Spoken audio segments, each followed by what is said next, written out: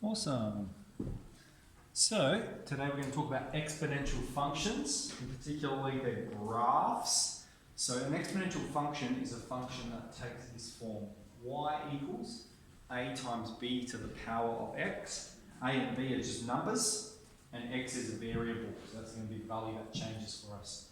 So if we have a graph like this, we have these properties, and we'll see them in a moment. Y-intercept is a, horizontal asymptote is 0, and what that means. So here we've got 2 times 3 to the x, and we're asked to fill in the table. So this is as simple as, we're saying when x is 0, what is the value of y? And so we can make that statement.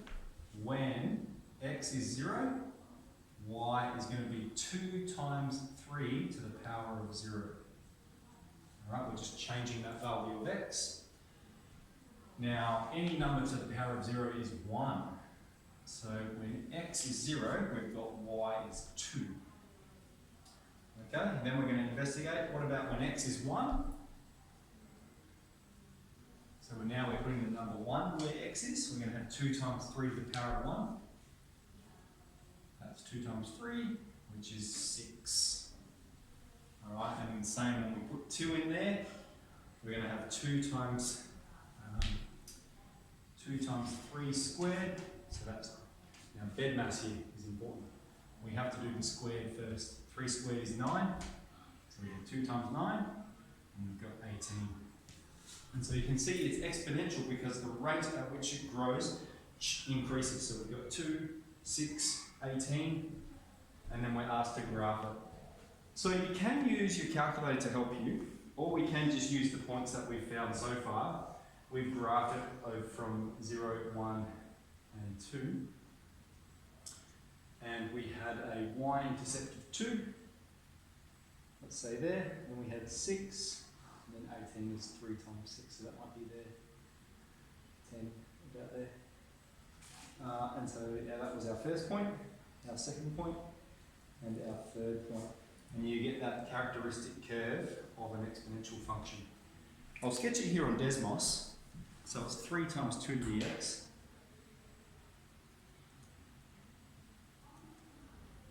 Alright, and if I just zoom out a little bit, you can see it's exponential because it's sort of just going straight up there. Can you see that again on the whiteboard over here? It's going straight up there. And then you have that asymptote here. Asymptote means it's getting really, really, really close to that line, but it never touches it. So you can go as far as you want that way, and it's never going to touch the x-axis despite it being infinitely close.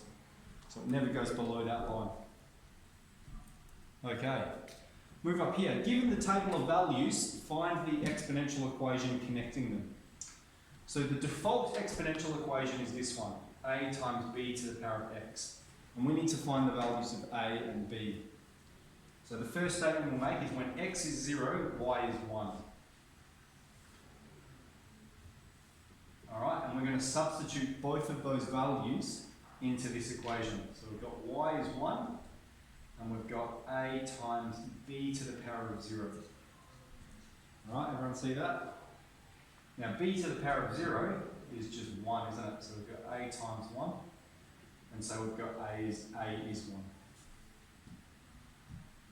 Alright, so that means the equation is y equals 1 times b to the power of x. Alright, we've figured out that value of a. And now we're going to put the next coordinate in, 1 and 4. We don't have to put the next one in, it could be any coordinate, but generally the next coordinate is going to be lower numbers, so a bit easier maths. And so here we've got when x is 1, y is 4. Okay, so that means we've got y is 4, putting it there, and 1 times b to the power of 1 is 4. So then here I'm going to have b is 4. And so therefore the equation of this exponential is 1 times 4 to the x, right? A times b to the x. And in fact, this one here is obsolete. We don't need it because there's only one lot of it. We can just express it as 4 to the power of x. Okay? Let's have a look at the next one. We've got when x is 0, y is 3. So remember the default, I'll just draw a line here to separate those. The default equation is a times b to the x. Yep. And so here we've got x is 0, y is 3. So let's put our 3 there. A times b to the power of 0. Alright? And we know b to the power of 0 is 1. So we've got a is 3. Now we'll just pause there and point out a simple way to get a. Okay?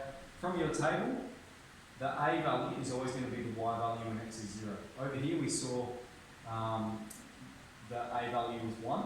Okay? There's 1 there. Over here we've found the a value is 3. Alright, that's 3 there.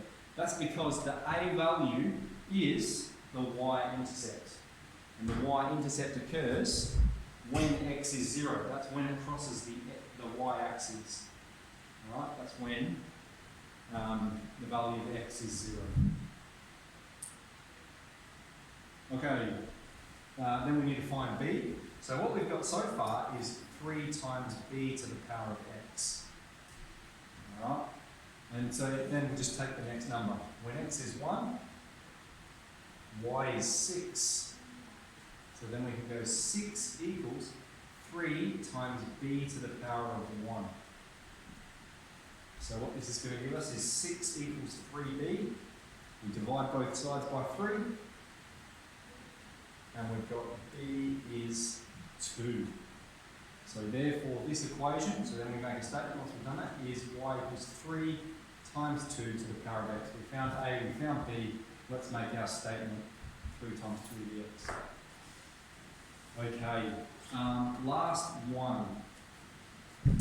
So we can use our calculator here to support this, but one of these graphs is 2 times half to the x, the other is 2 times 5 to the x. Okay? So what I might just point your attention to is this part here.